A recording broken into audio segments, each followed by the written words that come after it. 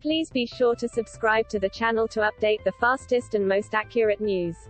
Hello everyone, welcome back to my Royal Life News channel. For today exciting news is Kate Middleton showed off her motherly side as she cuddled a baby during story time at a Glasgow school today as she joined Prince William on a two-day whirlwind tour of Scotland. The Duchess of Cambridge, 40, cut a stylish figure as she visited St John's Primary School in Port Glasgow where she and the Duke, 39, took part in a Roots of Empathy session and spoke with students and teachers taking part. The mother of three, who is known for her love of re-wearing clothes and high street brands, opted for a £170 baby blue blouse from Cefinn, which she paired with a smart pair of navy trousers and one of her favourite long-line Catherine Walker coats for the occasion. The royal, who has long had a passion for the early years sector, appeared delighted to be cuddling up with the baby involved in the session, having earlier this year confessed she often feels broody on royal visits. Later, William and Kate visited the Wheatley Group site in Kennishead to see firsthand how they are transforming the lives of disadvantaged or vulnerable people, including those at risk of homelessness, before they are set to travel to University of Glasgow.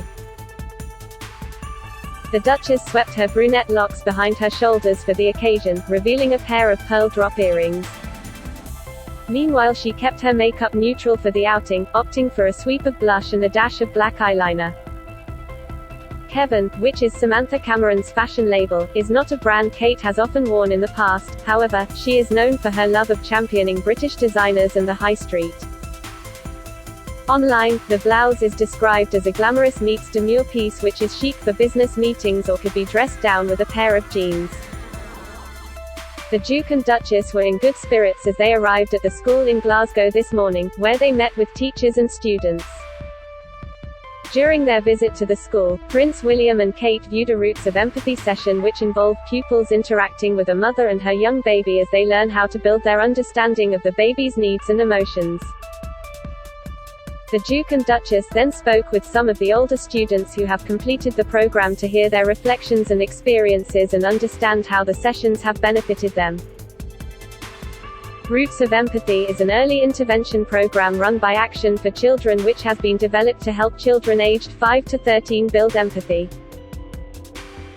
The program uses a unique approach, with a local parent and baby, or tiny teacher, alongside a trained instructor guiding the children to develop empathy. Roots of Empathy is an international, evidence and empathy-based program, which was developed in Canada and operates internationally, in countries including New Zealand, the United States, Norway, Switzerland and Costa Rica. It has been operating in Scotland since 2010. Their Royal Highnesses heard also about the work carried out by Scotland's leading housing, care and property management group to tackle homelessness and support vulnerable tenants during the cost of living crisis. The Duke and Duchess surprised tenants of Wheatley Homes Glasgow, part of Wheatley Group, during a walkabout at Kennishead in the south side of the city. They met children who are benefiting from free reading books thanks to a partnership between Wheatley Foundation and Dolly Parton's Imagination Library. Music student Kerry McClarty, 25, also explained how an education bursary from Wheatley Foundation is supporting her dreams of becoming a secondary teacher. Wheatley Homes Glasgow tenant Joanne Wales, 31, opened the front door of her new-build home to welcome their Royal Highnesses. Inside they met son Jason, 4, and heard from Joanne how the energy-efficient house design is helping reduce her energy bills. Joanne said, with 4 young kids then energy bills is a big concern. There's always a need for a new pair of shoes or new clothes. I had a meeting with the energy advice team and they gave me great tips on how to use my electricity to keep my bills low. I don't need to put the heating on as much during the day in my new home. It's made a big difference. The Duke and Duchess were met in Kennishead by John MacLeod, Glasgow Deputy Lieutenant, accompanied by his wife, Mariella MacLeod. They were introduced to Wheatley Group Chief Executive Martin Armstrong, Wheatley Group Chair Joe Armstrong and Bernadette Hewitt, the tenant chair of Wheatley Homes Glasgow. Wheatley Group Chair Joe Armstrong said, "We were delighted to welcome the Duke and Duchess of Cambridge and show them how Wheatley Group is making homes and lives better. They were very interested in the work of our foundation, about how Wheatley is giving young people the best start in life and also how we are creating new job and training opportunities so customers can reach their full potential. We also explained how Wheatley is playing a key role across Scotland in tackling homelessness and giving people a home of their own. It's not the first time Kate has appeared broody during a royal visit lately. During a visit to Copenhagen's Children's Museum in February, Kate heard about the Understanding Your Baby research project, which trains health visitors to help new parents as they begin to notice and interpret their baby's behavioral cues. After meeting with two 8-month-old baby boys and their parents, she joked, "It makes me very broody. William always worries about me meeting under 1-year-olds. I come home saying, let's have another one." Days later, during a visit to Wales, the Duke and Duchess shared a sweet exchange as they met a group of mothers and babies, with Kate, 40, beaming as she rubbed William's back and told him to look at the lovely babies. After their visit to the school, the royal couple went on to meet with local tenants of Wheatley Homes Glasgow, part of Wheatley Group, who have been supported to maximise their access to employment and mitigate the impact of poverty. The Duke and Duchess spoke with young people and families who have benefited from wider support packages from Wheatley Foundation, also part of Wheatley Group, including education bursaries and a partnership with the Dolly Parton Imagination Library. The pair then travelled to the home of a family who have received support from Wheatley Homes Glasgow and live in one of their new build houses, before hearing about the difference that support has made and the importance of good quality, permanent housing. The final engagement of the day for the royals will see them visit the University of Glasgow to talk with students about mental health and well-being, particularly pertinent during what is exam season at the university. Taking place during Mental Health Awareness Week, Prince William and Kate will meet students, academics and recent alumni all involved in the topic of mental health and well-being. Following this, the Duke and Duchess will take the opportunity to step outside the university building and meet with members of the public. The couple's trip to Scotland comes after they visited the Caribbean to mark the Queen's Platinum Jubilee. However, the trip has faced controversy and reignited Republican calls in Jamaica for independence. Their intense 8-day-long tour around Belize, Jamaica and the Bahamas saw the couple face backlash after encountering tensions in the Caribbean nations. William's trip with Kate had been plagued by public relations gaffes and protests about British colonialism, which led to the endeavour being branded tone-deaf to modern sensibilities. The scrutiny came to a head when Prince William released an unprecedented end-of-tour statement addressing growing Republican sentiment in the three countries, acknowledging it had brought into even sharper focus questions about the past and the future. In the wake of the criticism over the colonial-era optics of their tour, many called for an end to similar overseas trips by members of the royal family.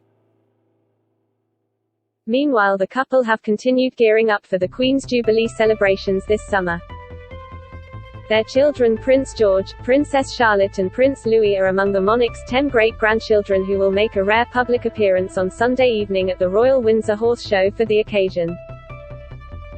According to royal editor Roya Nickar, writing in the Sunday Times, all of Her Majesty's UK-based great-grandchildren will take part in the special event at the final performance of Gallop Through History during the Royal Windsor Horse Show, on the 15th of May.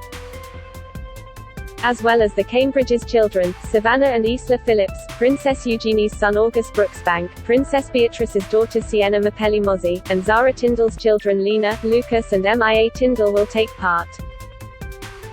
Prince Harry and Meghan's children Archie and Lilibet will not feature in the show, but it was confirmed last week that the couple will join the Queen's Platinum Jubilee celebrations in June with their young son and daughter. Gallop Through History will bring together 500 horses and more than 1,000 performers over 4 nights to tell the story of Queen Elizabeth's monarchy. Meanwhile, the Queen has also announced she will use her Platinum Jubilee to emphasize national unity, sending members of her family to all 4 corners of the realm. The monarch has agreed for senior members of the royal family to visit the nations of the United Kingdom over the extended bank holiday weekend in June. They will be led by the Duke and Duchess of Cambridge, who will visit Wales. Meanwhile, the Earl and Countess of Wessex will visit Northern Ireland, while Princess Anne will go to Scotland given her particularly affinity with the country. Prince Charles and the Duchess of Cornwall will remain in London with the Queen. There will, of course, be no roles for the Duke and Duchess of Sussex and the Duke of York, both of whom have now stepped down as working royals.